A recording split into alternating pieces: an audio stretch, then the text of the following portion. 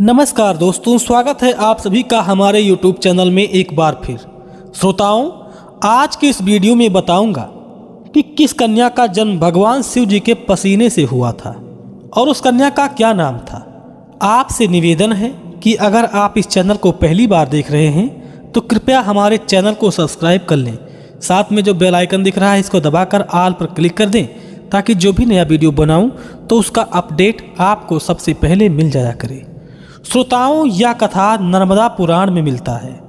अब आप सोचते होंगे कि नर्मदा पुराण क्या है, तो दोस्तों आपको बता दूं, स्कंद पुराण में ही एक खंड है नर्मदा पुराण, उसी में ये कथा मिलती है।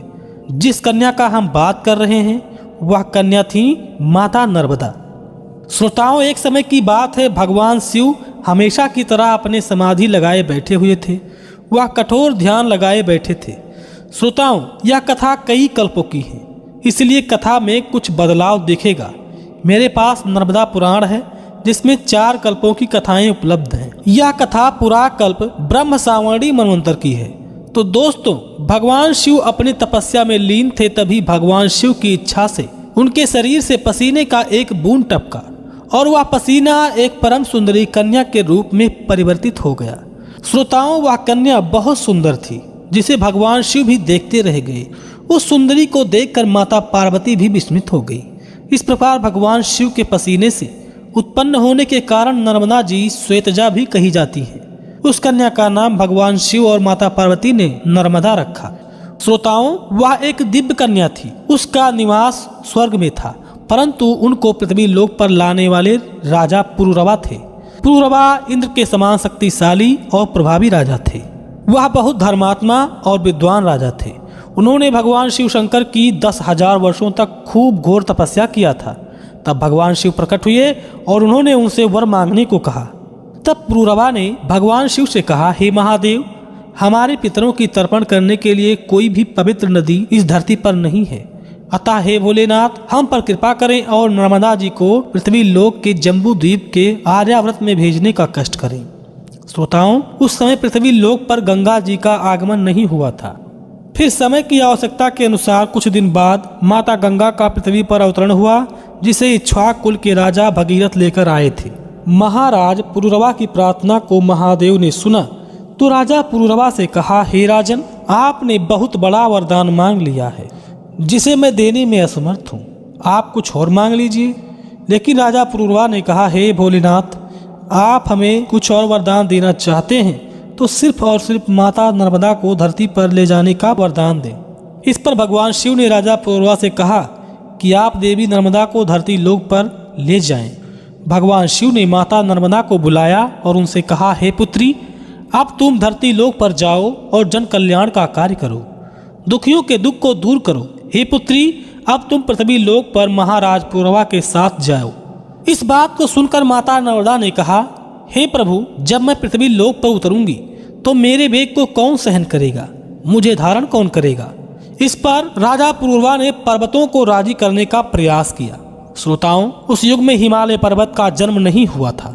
हिमालय का जन्म उसके बाद हुआ है। उस समय विंध्याचल पर्वत धरती लोक पर था। श्रोताओं, वह विंध्याचल पर्वत ही था जिसने सूर्य के रास्ते को रोकने का साहस किया था। राजा पुरुरवा ने विंध्याचल पर्वत से कहा, हे पर्वतराज, मैं स्वर्ग लोक से जन कल्याण के लिए पावन धारा पतित पावनी माता नर्मदा की धारा लेकर आ रहा हूँ।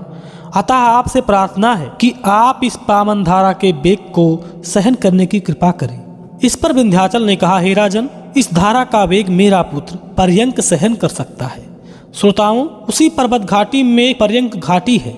उसी पर्वत पर माता नर्मदा ने राजा पुरुरवा की बात को स्वीकार करते हुए अपनी धारा के साथ प्रकट किया। पर्यंक ने उनका भार सहन कर लिया। अन्य सभी पर्वत भी उनके साथ हो गए। श्रोताओं, वही पतित पावनी नर्मदा धरती पर बहने लगी। दोस्तों, नर्मदा ही एक ऐसी नदी है जिसकी परिक्रमा की जाती है। अन्य किसी भी नदी का परिक्रमा नहीं किया जाता है। तो श्रोताओं, ऐसी महान नदी को लेकर आए थे महाराज पुरुरवा। स्कंद पुराण के रेवाखंड में माता नर्मदा के बारे में बताया गया है कि जब माता नर्मदा का उद्गम धरती पर हुआ तो जिन पहाड़ियों से वह गुजरती आगे बढ़ रही थी, उन्हीं अमरकंटक की पहाड़ियों में से एक सोन नाम की नदी थी। उनसे नर्मदा का प्रेम हो गया। इस तरह से नर्मदा और सोन का प्रेम बढ़ने लगा।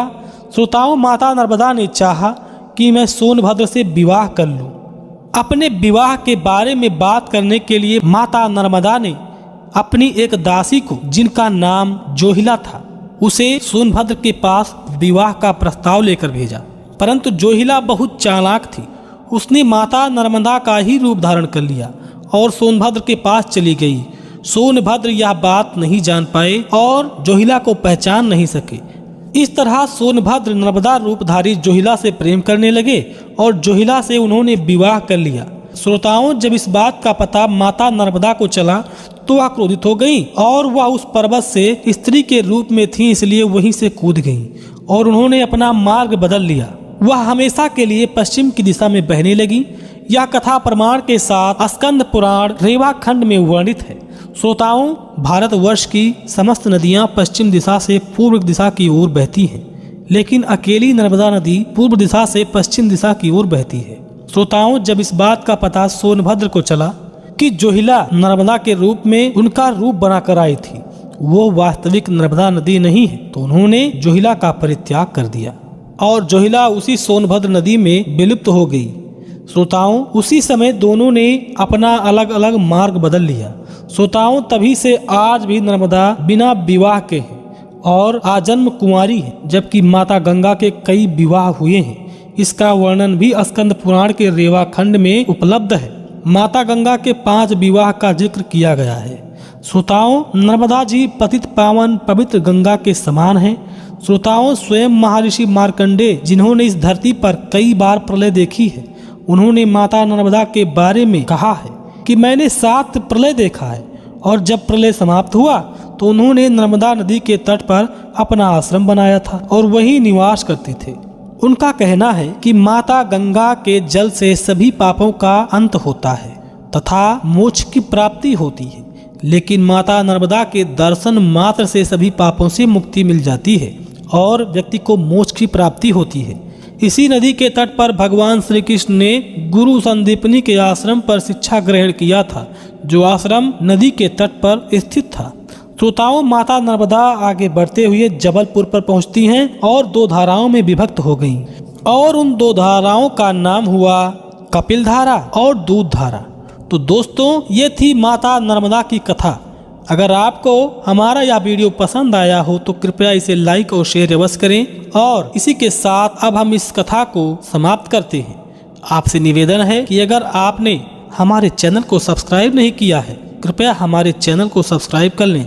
इससे हमें और भी अच्छा कार्य करने की प्रेरणा मिलती है और आपको नोटिफिकेशन के रूप में हमारे कथाओं का ज्ञान होता रहेगा। किसी भी त्रुटि के लिए आपसे क्षमा याचना करते हुए उस परमपिता परमात्मा को मन में धारण करें और बोलें, वैदिक सनातन धर्म की सदा ही जय।